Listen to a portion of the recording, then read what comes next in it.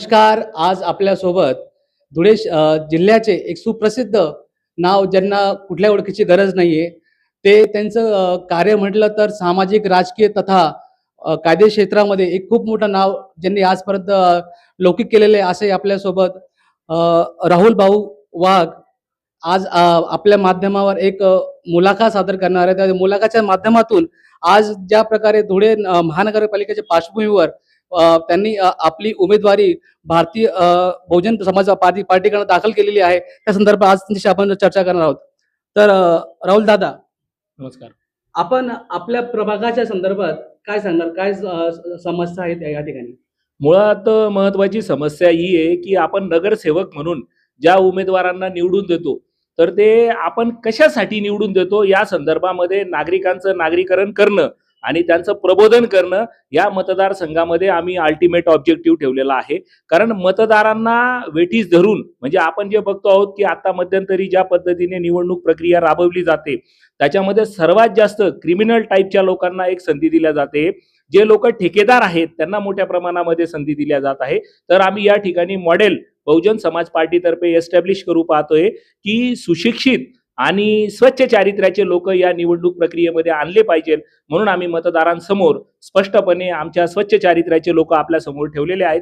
एक गोष्ट निश्चित मी आपल्या माध्यमातून सांगू इच्छितो की आम्ही कोणाचा पराभव करू अथवा नाही करणार ही गोष्ट तर 16 तारीखच सांगेल, परंतु निश्चितपणे नोटाचा पराभव करण्याची क्षमता आमच्या या तिघ उमेदवारांमध्ये आहे, एवढं मी आपल्या समोर सांगतो. राहुल दादा, ज्या प्रकारे आज आपण पाहत आहोत की धनाढ्य शक्ती सोबत जी आता तुमची जी जनशक्ती आहे आणि एकीकडे पाहतो आपण की भारतीय जनता पार्टीकडे ज्या प्रकारे आज लोकांचा जो कल चाललेला आहे आणि आपला एक राजकीय जो पक्ष आहे हा उत्तर प्रदेशमध्ये खूप मोठा पक्ष आहे, मात्र तो महाराष्ट्रामध्ये त्या लेवलने गेला नाही. म्हणजे छोटा पक्ष असायना, पण त्याची कुठेतरी एक उंच भरारी होऊ शकते का?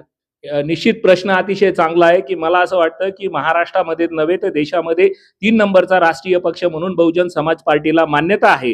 आणि या ठिकाणी आताच गेल्या काही 2-3 महिन्यापासून आपण बघतो की जिल्ह्याचे अध्यक्ष म्हणून विद्यमान जिल्हा अध्यक्ष सिद्धार्थ पारेराव यांनी जी काही भूमिका स्वीकारलेली आहे, त्यामध्ये आपण जेव्हा बघतो की वोटिंग पर्सेंटेज मध्ये हा जो काही बहुजन समाज पार्टी राष्ट्रीय पक्ष म्हणून 3 नंबरला आहे, तर दुसऱ्या बाजूला आपण बघतो की या ठिकाणी धनाढ्य शक्ती असताना देखील त्यांना आजच्या घडीला तरी तिघ उमेदवारांची धडकी भरलेली आहे आणि त्या माध्यमामधनं त्यांना पराभव समोर दिसतो आहे. तर आम्हाला असं नेमकं कुठलं पाठबळ आहे की ज्याच्या आधारे आम्ही या ठिकाणी विजयी मार्गावर मार्गक्रमण करत आहोत? तर सगळ्यात महत्वाची गोष्ट आहे की मतदारांना या पक्षावर आणि पक्षाने दिलेल्या उमेदवारांवर निश्चितपणे विश्वास आहे. तर दादा, आपण आता काही दिवसांपूर्वी पाहिलं असेल ज्या प्रकारे ज्या भारतीय जनता पार्टीकडे जे 4 उमेदवार जे माघारीच्या ह्याच्यातून बिनविरोध निवडून आलेत, या संदर्भात आपल्यासोबत असा काही प्रयत्न झाला का? मुद्दा कसा आहे की आमच्या सारख्यांसोबत असा प्रयत्न करणं जवळपास अवघड आहे. कारण भारतात राष्ट्रीय पक्ष म्हणून बहुजन समाज पार्टी मान्यता प्राप्त असल्यामुळे बहुजन समाज पार्टीचा कुठेही उमेदवाराला माघारीची शक्यता कुठेही निर्माण होत नाही. दुसरी गोष्ट अशी आहे की भाजपने या ठिकाणी दुसरी एक खेळी खेळलेली अशी आहे की त्यांच्याच भाजपचे जे काही छुपे प्रचंड भाजपवाले लोक आहेत त्यांना या ठिकाणी उभं करून आमच्या समोर अडथळे निर्माण करायचा प्रयत्न केलेला आहे. परंतु आम्ही ती स्वागतार्ह बाब यासाठी मानतो की लोक जरी करप्ट असले तरी लोकशाहीमध्ये त्यांना लढण्याचं स्वातंत्र्य आहे, म्हणून त्यांच्या उमेदवारीचं देखील आम्ही स्वागत करतो. परंतु या ठिकाणी आमचा विजय कोणी रोखणार नाही याची आम्ही निश्चित आपल्या माध्यमातून शाश्वती देतो. राहुल दादा, आपण भारतीय जनता पार्टीने ज्या प्रकारे गुंडगिरी शाहीला जी मुक्तपणे जी प्रेरणा दिलेली आहे, त्यांच्या आज आपण पाहत आहोत की ज्या प्रकारे त्यांच्याकडे गुंडगिरीचा येण्याचा जो ओघ आहे हा अतिशय वाढलेला आहे आणि एकीकडे आपण प्रचारामध्ये बघतो विकासाचे मुद्दे कुठेच दिसत नाही, फक्त गुंडगिरी मुक्त शहराची रचना या धुळ्याला आज म्हटलं जातं. तर खरंच आपलं शहर आज गुंडीने भेडलेले का? याच्याचमुळे अनपेड पोलीस फोर्स ज्याला आपण म्हणतो की पहिली गोष्ट म्हणजे रोजगाराच्या संधी उपलब्ध करायच्या नाही आणि ज्या रोजगाराच्या संधी उपलब्ध होत नाही त्याच्यामध्ये राहणाऱ्या रिकाम्या लोकांना हातामध्ये फ्लॅग देऊन बीजेपीच्या मागे काहीतरी 80-90 रुपयाच्या एका क्वार्टरच्या माध्यमामधनं मागे फिरवायचं हे मोठ्या प्रमाणात बीजेपीचं षडयंत्र आहे.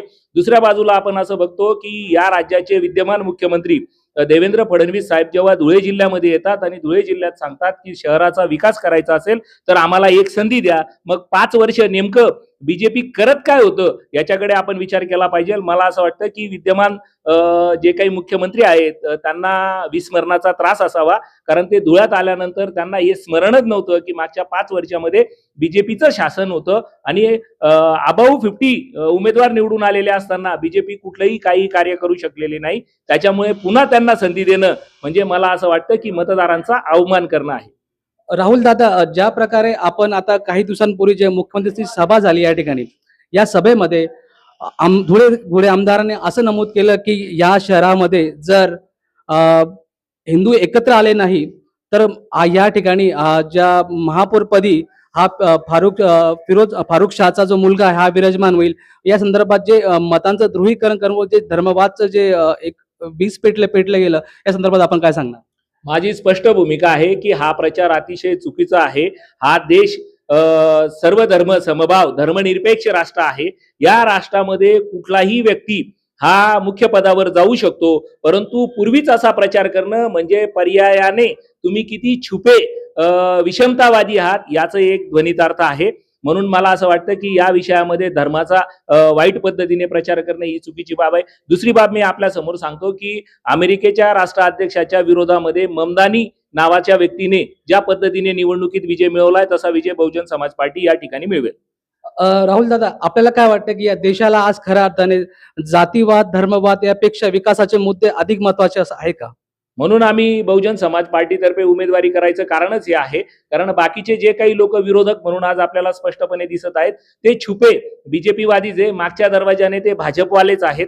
म्हणून आमचा त्यांनाही प्रखर विरोध आहे. म्हणून बहुजन समाज पार्टीचा या निवडणुकीमध्ये स्पष्ट अजेंडा आहे. तो काही छुपा नाही. कुठल्याही पक्षाची आमची छुपी युती नाही. आमचा स्पष्टपणे सर्व मागच्या दाराच्या भाजपच्या उमेदवारांना देखील तीव्रपणे विरोध आहे. राहुल दादा, आता ज्या प्रकारे भारतीय जनता पार्टीने एकीकडे जे बेगडी राजकारण केलं की जाती धर्माचं राजकारण केलं व एकीकडे दुसरीकडे अकोटमध्ये एमआयएम सोबत युती केली, तसंच अंबरनाथ मध्ये देखील काँग्रेसची युती केली, या संदर्भात आपण काय सांगणार? मुळामध्ये काय आहे की भाजपला वैचारिक अधिष्ठान नावाचा प्रकार राहिलेला नाहीये. भाजप हा अतिशय विषमतावादी पक्ष आहे. त्याच्यामुळे भाजप हा सत्तेच्या लालसेपोटी कोणाबरोबरही युती करू शकतो आणि कोणाबरोबरही जाऊ शकतो. ही बाब मतदारांनी आता ओळखली पाहिजे. म्हणून मला असं वाटतं की भाजपाच्या या सगळ्या आपल्याला लोकशाहीवादी येणाऱ्या पिढीला जर चांगल्या पद्धतीने जगवायचं असेल आणि त्यांना जर सुरक्षित भवितव्य द्यायचं असेल तर या ठिकाणी भाजपचा पराभव करणं हे आपलं नैतिक कर्तव्य आहे. नक्कीच आपण बघू शकता की अशा प्रकारे राहुल वाघ यांनी आपली प्रतिक्रिया माध्यमांसमोर व्यक्त केली.